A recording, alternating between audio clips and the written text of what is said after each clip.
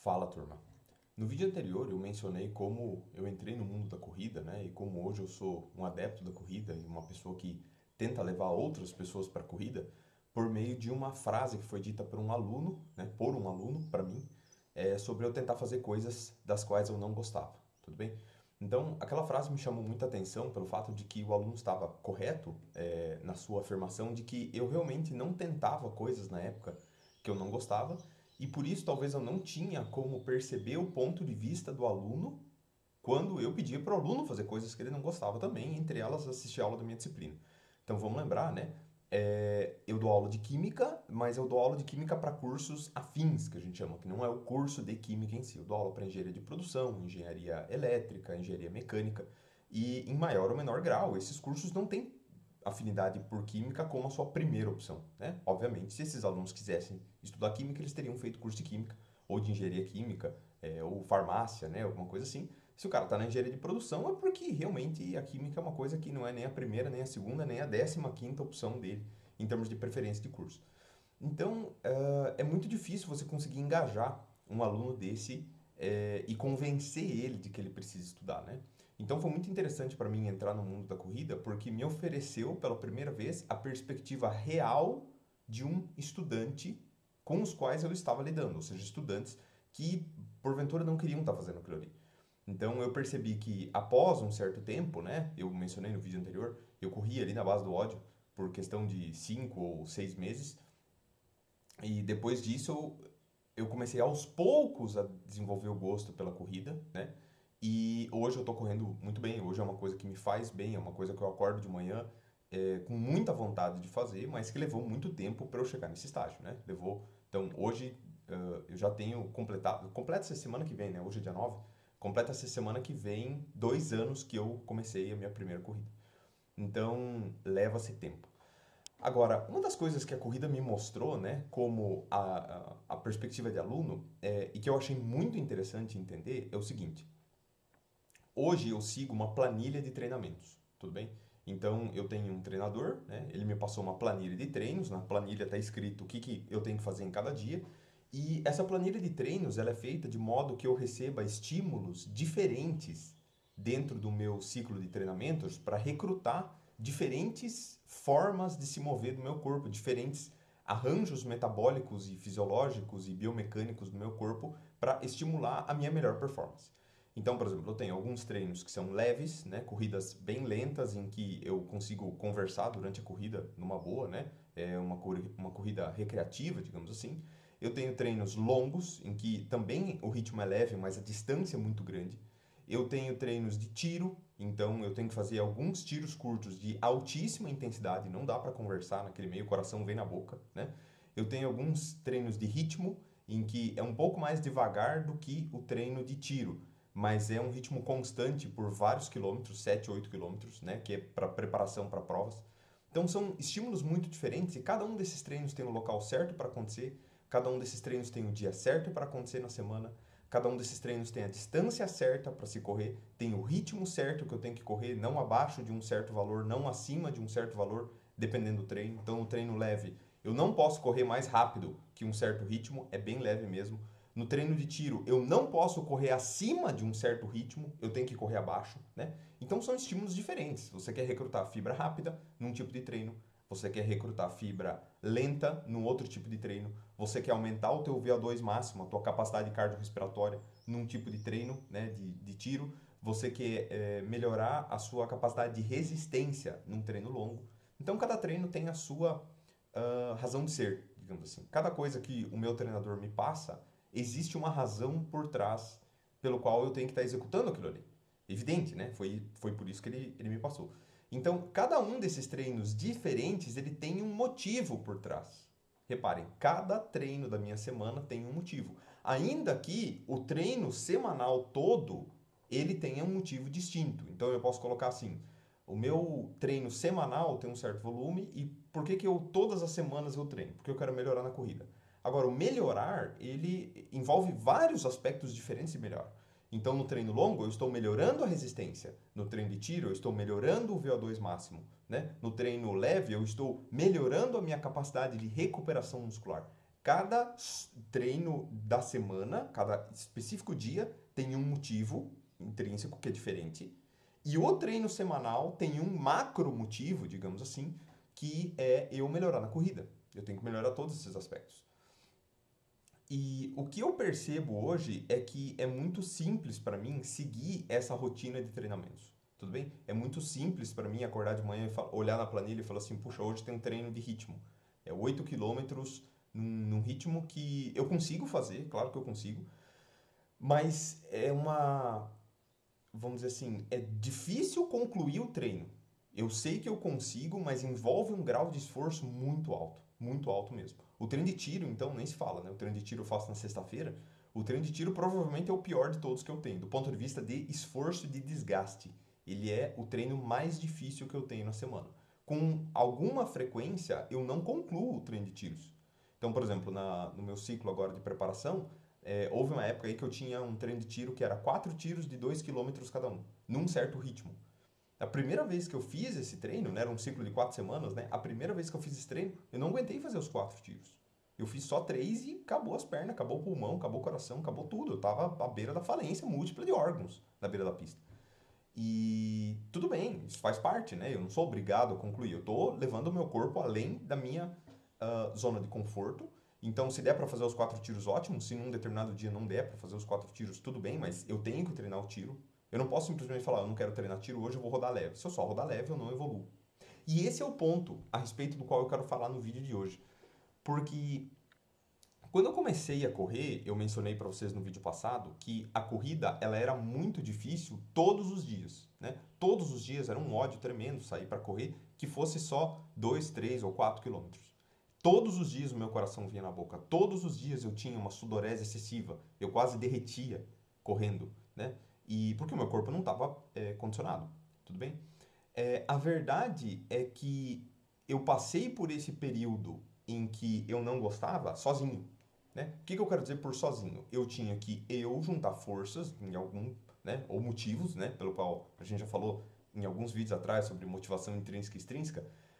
Eu não era disciplinado porque eu não precisava estar motivado. Pelo contrário, eu enalteci em vários pontos daquele vídeo que a disciplina é uma consequência de uma motivação constante.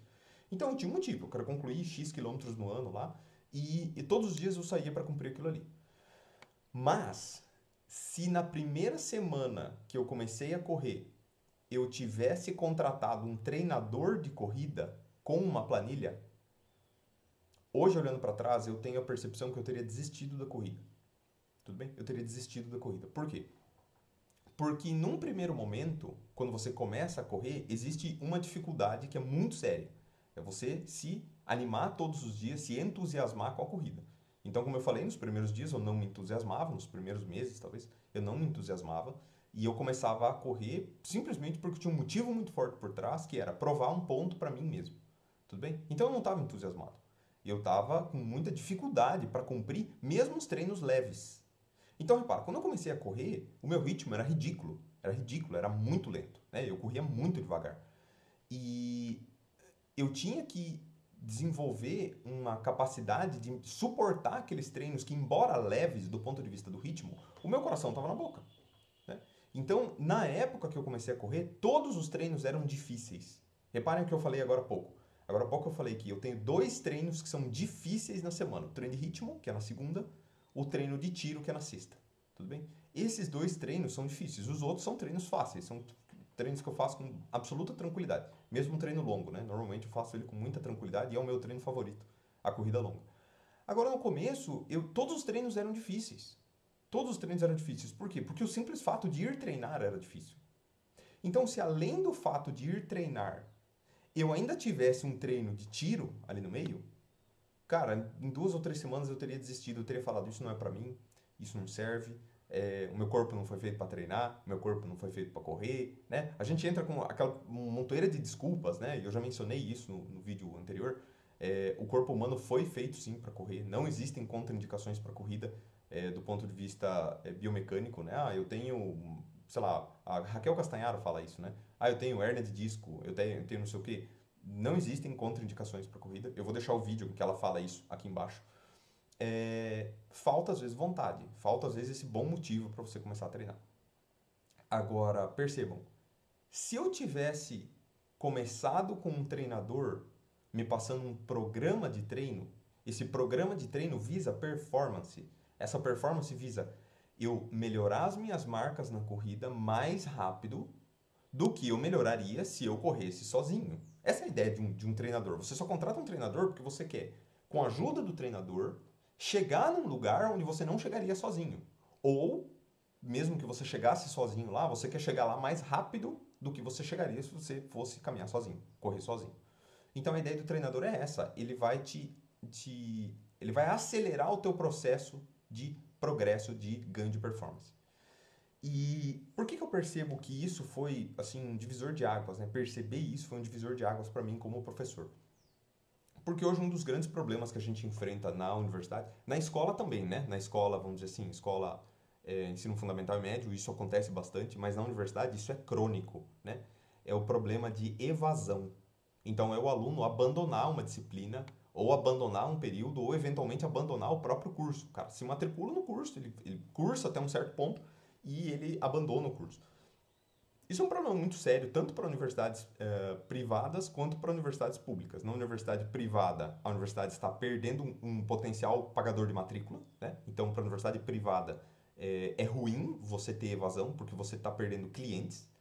E na universidade pública, embora o aluno não seja um cliente no sentido de que ele está pagando, o governo está investindo nele. Então, o aluno custa para o governo federal, estadual, municipal, sei lá qual que é a autarquia que faz a gestão da universidade, né? Mas o aluno custa para o governo. Então, se o aluno entra na universidade e ele passa aí 2 ou 3, ou às vezes 5 semestres estudando, e daí ele desiste, significa que o governo botou uma porção de dinheiro para manter aquele aluno ali, na forma de salário de professores, na forma de salário de técnicos administrativos, na forma de infraestrutura, prédio, luz, água, limpeza, laboratório, equipamento, biblioteca, RU. O governo gastou uma porção de dinheiro com aquilo ali e esse aluno não chegou ao ponto, que é o fim do curso, em que ele pode retornar esse investimento para a sociedade na forma de um profissional formado, né? Então, isso é muito ruim, a evasão. Agora, por que eu vejo que eu precisei correr para perceber algumas coisas que eu não percebia como professor antes? Então, poxa, eu tinha 4 anos de graduação, eu tinha 5 anos de pós-graduação, mestrado, doutorado, então 9 anos de estudo. E quando eu comecei a correr, eu já tinha 6 anos de carreira docente, né? Eu entrei aqui em 2016, eu comecei a correr no início de 2023, né? Então de 16 a 22, 6 anos, eu já tinha aí 15 anos de percepção universitária e eu não tinha percebido o que eu vou falar para vocês agora, que é o seguinte: os alunos que entram na universidade, principalmente, eles nunca, ou pelo menos a ampla maioria, nunca passou por uma fase que é estudar sozinho e descobrir sozinho o que o estudo pode lhe trazer e tentar sozinho resolver alguns problemas. Eu estou excluindo aqui, claro, eu estou generalizando, né? É óbvio que um aluno que talvez faça ITA, ele sabe estudar sozinho muito bem. Mas o ITA não é parâmetro, né? Ele não é a média. O ITA no Brasil ele é o topo da carreira do ponto de vista de recrutamento de alunos do ensino médio, fundamental e médio. Eu estou falando do aluno médio universitário brasileiro. Tanto, isso inclui muitos alunos da USP, da Unicamp, da Unesp, da Federal do Paraná, muitos alunos da UTFPR, muitos alunos de universidades menores, públicas também, e muitos alunos de particular, né? A ampla maioria dos alunos de universidade particular também. Esses alunos nunca passaram por uma fase em que eles tinham que estudar sozinhos. Eles nunca passaram por uma fase em que eles tinham que eles mesmos motivar a si próprios para estudar. Aí isso é muito preocupante. Por quê? Porque quando ele entra na universidade, o que ele está recebendo é o equivalente a eu recebendo a minha planilha de treino. Ele está recebendo um protocolo de ganho de performance intelectual e cognitiva na forma de uma sequência organizada de tarefas, leituras, estudos, exercícios que vão fazer ele aprender aquela matéria mais rápido do que se ele simplesmente sentasse e fosse fazer sozinho. Essa é a ideia do professor. A aula, ela é uma forma de acelerar o processo de ganho de aprendizagem.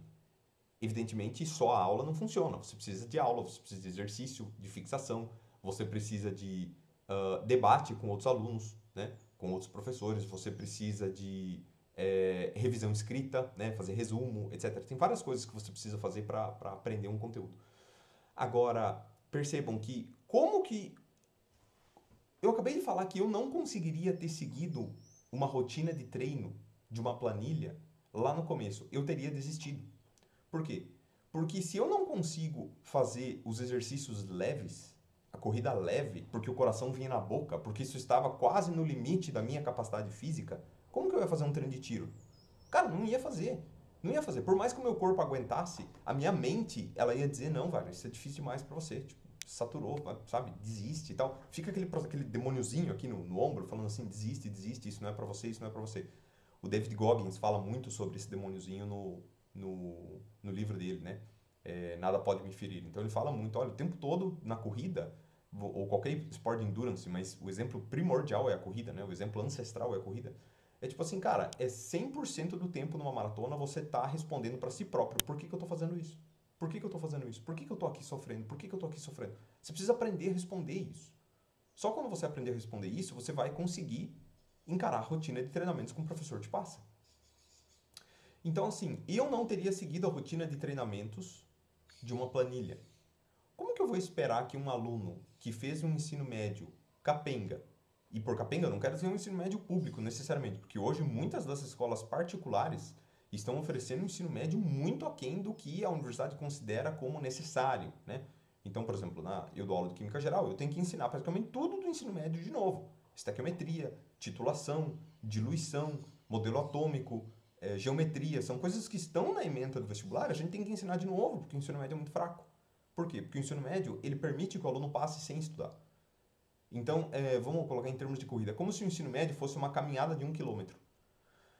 Praticamente todo mundo consegue fazer uma caminhada de 1 quilômetro num determinado dia sem treinar. Tudo bem? Mesmo uma pessoa com obesidade mórbida, assim, tipo, muito, muito acima do peso, com problema na articulação e tal, se eu falar para ela assim, olha, uma questão de vida ou morte, você tem que caminhar 1 quilômetro. Muitas pessoas vão conseguir. Vão conseguir. Talvez ela leve 30 minutos, talvez ela leve 1 hora para concluir esse 1 quilômetro, mas ela vai conseguir, sem treino nenhum. Agora, uma maratona não. Uma maratona sem treino você pode morrer, né? Isso no vídeo passado eu mencionei, tinha um vídeo do Drauzio Varela lá falando, olha, você realmente corre risco de vida se você tentar treinar, correr uma maratona sem treinar. Então o aluno chega sem treino e ele demora para se dar conta que a universidade é uma maratona. A universidade é um negócio que não funciona se você não treinar. Não tem como funcionar se você não treinar. E daí, como ele nunca passou por aquela fase em que ele tem que estudar por conta própria, ele nunca precisou motivar a si próprio. Quando aparece alguém dizendo para ele o que ele tem que fazer, ele espana.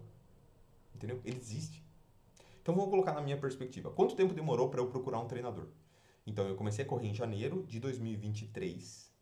Eu corri por 6 meses no ódio, né? 5 ou 6 meses no ódio. Até que eu corri a minha primeira prova, que foi em junho. E a primeira prova que eu fiz foi uma prova de 10 quilômetros e eu não tinha certeza se eu iria concluir a prova. Então, o meu principal objetivo naquele dia era, eu quero completar os 10 quilômetros, correndo, em ritmo irrelevante, né? E acabei completando em 1 hora e 2, alguma coisa assim. Fiquei muito feliz. A partir daquele ponto, a vibe da galera no dia da corrida foi incrível, assim, tipo, uma galera muito animada. Tava um dia frio, cara, aqui em Ponta Grossa é frio. Era dia, sei lá, 4, 5 de junho, alguma coisa assim, tipo, chegando o inverno, tava frio pra caramba. Eu chegando de calça, de blusa, de gorro, de luva. E, cara, tinha uns caras de calção e camiseta, assim, tipo, aquecendo, sorrindo, dando risada. E eu falando, cara, como que esses caras conseguem estar animados numa situação dessa? E o ânimo deles é realmente contagiante no sentido de que você começa a falar, cara, isso é realmente da hora, cara. Os caras estão animados pra valer. 5 graus de temperatura, o cara tá de short e camiseta, aquecendo ali e tal, pra não ficar frio, né? Mas ele tá de short e camiseta, aquecendo pra correr. Falei, nossa, cara, isso é muito da hora. A partir daquele dia eu comecei a correr por gosto. Eu falei, não, eu quero atingir o nível desses caras. Eu quero correr entusiasmado, eu quero correr gostando. Eu corri mais 6 meses totalmente sozinho. Nesse período eu completei a minha primeira meia maratona, que foi a meia maratona dentro da maratona de Curitiba, de 2023. E no dia dessa meia, eu dormi muito mal, teve um temporal na cidade de Curitiba, o pessoal achou até que a prova houvesse o risco dela ser cancelada, né? Porque foi um temporal muito feio mesmo, até uma hora antes da prova começar, tava chovendo muito forte, trovão, raio e tal, queda de árvore, e daí a galera realmente não sabia se seria uma boa ideia, né? Mas acabou dando certo, o pessoal largou e tal. E eu quebrei nessa prova. Então eu queria completar ela, fazer o meu melhor tempo, digamos assim, né? Eu não consegui fazer, eu passei 3 ou 4 minutos acima do meu melhor tempo. E em 2 momentos da prova, tinha 2 subidas fortes lá, eu quebrei nessas subidas e eu tive que caminhar. E cara, eu fiquei muito chateado. Eu fiquei muito chateado porque eu não tinha o objetivo, obviamente, de quebrar e eu quebrei. E daí eu me dei conta que eu quebrei totalmente por falta de um preparo adequado. Eu não estou dizendo que eu não estava preparado, porque eu completei a distância e eu completei abaixo de 2 horas, que era uma meta também que eu tinha, né? Primeiro, eu queria completar a prova, depois completar abaixo de 2 horas, depois completar no meu melhor tempo. Eu atingi as 2 primeiras metas, não atingi a última. E eu fiquei chateado. Eu falei, olha, eu estava preparado, mas não estava bem preparado. E daí, naquele mês, em dezembro, final de novembro, dezembro de 2023, que eu contratei um treinador de corrida. Eu treinei um ano até eu perceber que, olha, agora eu estou com um nível de comprometimento com a corrida que me torna capaz de seguir uma planilha de treino.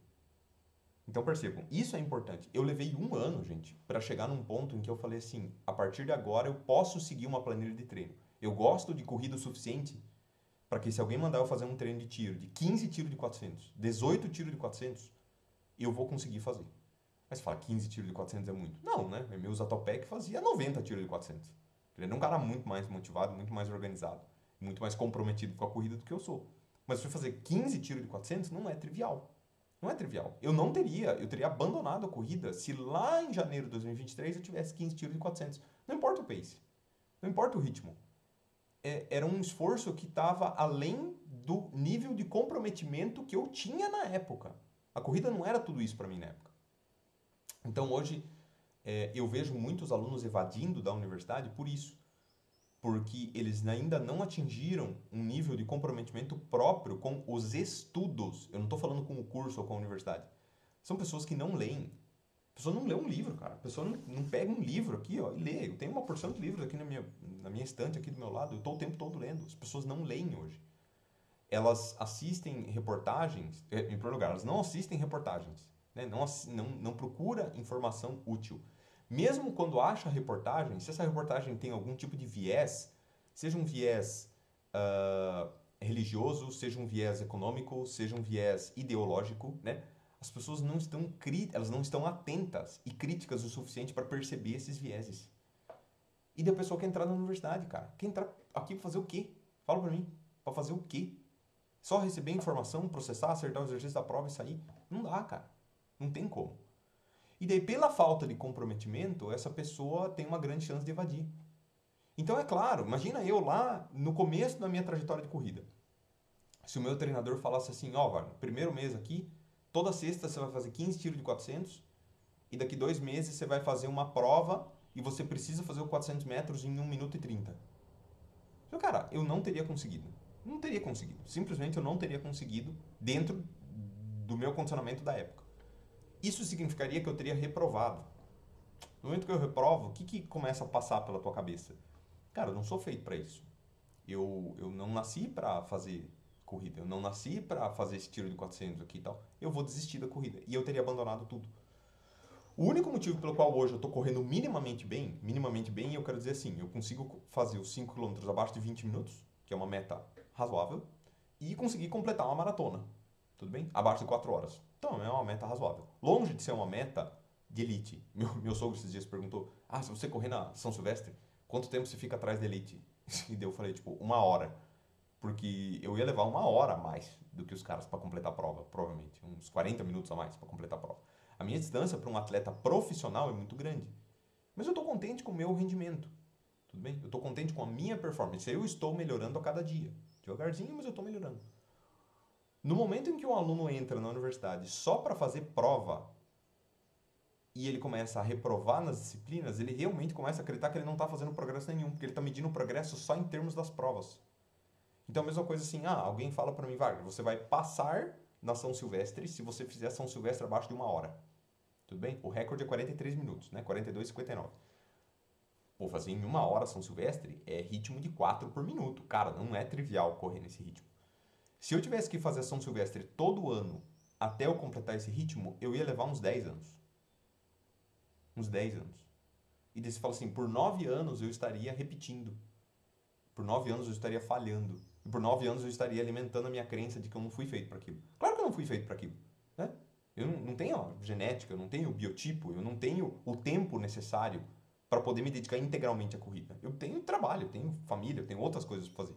Mas eu estou melhorando, gente. O fato de eu estar melhorando é o que me mantém na corrida. O aluno na universidade, ele evade, em primeiro lugar, porque ele não percebe que ele está progredindo, porque ele atrela o progresso dele só à prova, aí ele reprova em cálculo, mas ele não entende que no primeiro semestre ele reprovou com 0 de média, no segundo ele reprovou com 2, no terceiro ele reprovou com 4,5. No terceiro semestre, no quarto semestre, ele reprovou com 5,7 de média. E daí ele fala, não, isso não é para mim. Cara, ele está melhorando. Vai levar um tempo para ele chegar lá onde ele vai conseguir, né, ser aprovado, mas ele está melhorando. Agora, tem muitos alunos que, por não ver esse pequeno progresso, eles acham que eles não estão fazendo progresso nenhum e eles evadem. Eles abandonam, eles desistem. Então, assim, qual que é a mensagem desse vídeo de agora, né? Em primeiro lugar, se você está entrando na universidade ou se você já está na universidade, reflita se você gosta de estudar. Se você gosta de estudar. Você precisa gostar, você por conta própria precisa gostar para que você seja capaz de extrair da universidade o máximo que ela pode te ofertar. Então eu vejo muitos alunos falando assim, porque a aula do fulano é uma bosta, porque eu não aprendo nada na aula do fulano. Daí você pergunta para a pessoa, tá, mas o que você está fazendo? Eu não estudo, eu não faço exercício, eu não vou na monitoria, eu não tiro dúvida, eu não me reúno com os meus colegas e eu não aprendo nada. Tá, cara, e daí? E daí a culpa é só do professor? Não dá. A culpa é do professor, com certeza ela é, se você estiver fazendo tudo isso com muito afinco e você não estiver aprendendo. Aí provavelmente a aula do cara é uma bosta e tudo que você está aprendendo, você está aprendendo por conta própria. Se você faz muito exercício, vai na monitoria, tira dúvida com os colegas, entendeu? Procura material online, lê o livro e tudo mais. Você faz tudo isso, você está aprendendo um pouco e não passa na disciplina, é porque realmente a aula talvez seja fraca. Mas a maioria dos alunos não faz isso. Eles acham que a aula vai fazer tudo. Seria o equivalente a eu comprar a planilha de treino do meu professor, eu não fazer os treinos e achar que eu vou melhorar. Gente, isso é ridículo, isso é insano, isso é tipo... Não tem como, não tem como. Então, assim, desenvolvam o gosto por estudar. Desenvolvam o gosto por aprender, por se aprimorar. E só então entrem na universidade, caso ainda não estejam. E se já estiverem, tentem correr atrás do tempo perdido e recuperar esse tempo e aprender a gostar de estudar agora.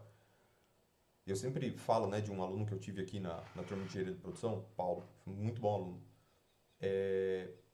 O Paulo foi realmente um aluno muito bom que eu tive, muito comprometido, mas ele era mais velho. Ele tinha 28 anos quando ele teve aula comigo. Ele chegou mais velho na universidade, provavelmente porque ele tomou más decisões do ponto de vista de estudo quando ele tinha 20 e 21. Ele falou isso para mim um dia na aula. Ele falou, professor, eu tô aqui mais velho porque quando eu tinha 20 e 21 eu não tinha cabeça e eu não achava o estudo uma coisa relevante. Se eu tivesse dado aula pro Paulo com 20 e 21, ele teria sido provavelmente um dos meus piores alunos. Porque ele não era comprometido, porque ele não entendia que o estudo poderia proporcionar alguma coisa para ele. Ele não via recompensa nem intrínseca nem extrínseca com o estudo. Levou um tempo para ele perceber que ele precisava aprender a gostar de estudar, ele estudou por conta, por um tempo e dele entrou na universidade. E na hora que ele entrou, cara, ele tirou a universidade igual um mel, entendeu? Ele está tirando, né? Ele está cursando aqui, ele está indo muito bem, deitando e rolando, comparado com os outros colegas da turma dele, né? E então, assim, às vezes vale a pena você entrar um pouco mais tarde num programa de treinamento, mas você entrar para valer. Às vezes vale a pena você não entrar na universidade de cara logo depois do ensino médio se você ainda não tem certeza se você gosta de estudar. Porque, pelo menos quando você entrar, você vai conseguir realmente tirar proveito daquele programa de melhora de performance. Se você não fizer isso, a chance de desistência, a chance de evasão é muito grande. E daí você começa a alimentar realmente uma crença de que você não é feito para aquilo, quando você talvez seja feito para aquilo. Você só não teve os estímulos certos feitos na ordem certa. Primeiro, ter um motivo. Uma vez que você tem um motivo, você começa a fazer, não entusiasmado, você faz, mesmo que seja ruim, entendeu? Você faz. Você se torna ruim primeiro, vamos lembrar daquele vídeo lá atrás, como aprenda como uma criança. Be bad first. Você aprende a ser ruim primeiro. Você passa um tempo sendo ruim antes de ser bom. E só quando você é bom, ou você está chegando na fase do bom, é que você entra num programa de treinamento. Então, a criança, né, de novo, a criança ela aprende por conta própria. A maior parte das coisas dela, ela não é treinada para nada. Por que ela aprende por conta própria? Porque ela sabe que ela precisa, tá embutido no software dela, que ela tem que fazer as coisas por conta própria. E talvez depois ela consiga entrar numa escolinha de futebol para jogar bola, mas ela não vai entrar na escolinha de futebol antes de aprender a andar. E não tem escolinha sobre aprender a andar. A criança aprende a andar sozinha. Então são etapas, são fases. Primeiro aprenda a fazer sozinho, o básico. Depois você entra num programa de treinamento para aprender o avançado. O que os alunos na universidade hoje estão fazendo é tentar ir para o programa avançado sem passar pelo básico antes. E daí não vai dar certo. Tudo bem? Forte abraço. Até mais.